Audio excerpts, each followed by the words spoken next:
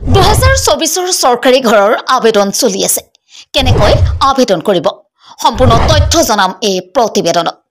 আপোনালোকে যদি এতিয়ালৈকে পিএম আৱাস যোজনাৰ অধীনত চৰকাৰৰ পৰা ঘৰ পোৱা নাই তেন্তে অতি সোনকালে পিএম আৱাস যোজনা 2024 আবেদন কৰক আপোনালোকে কোট কেনেকৈ কৰিব আৰু কি কি প্ৰমাণ পত্ৰ প্ৰয়োজন হ'ব সকলোবোৰ তথ্য আমাৰ তলত দিয়া প্ৰবন্ধটোত উল্লেখ কৰা হৈছে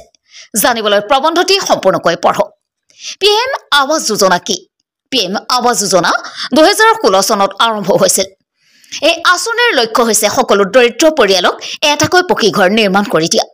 ঘৰসমূহৰ নিম্নতম আকাৰ 25 বৰ্গ মিটাৰ আৰু য'ত পৰিষ্কাৰ পৰিচ্ছন্নতাৰে ৰন্ধা বঢ়াৰ বাবে নিৰ্দিষ্ট ঠাই থাকিব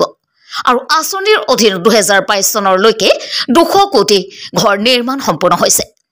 পিএম আৱাস যোজনা 2024 আঁচনিৰ অধীনত হিতাধিকাৰী আধাৰ কাৰ্ড সংযোগ থকা বেংক একাউণ্টত পোনপটীয়াকৈ ধন লাভ কৰিবলগীয়া ৰাজসাহায্যৰ ধনৰ পৰিমাণ হৈছে 1,20,000 টকা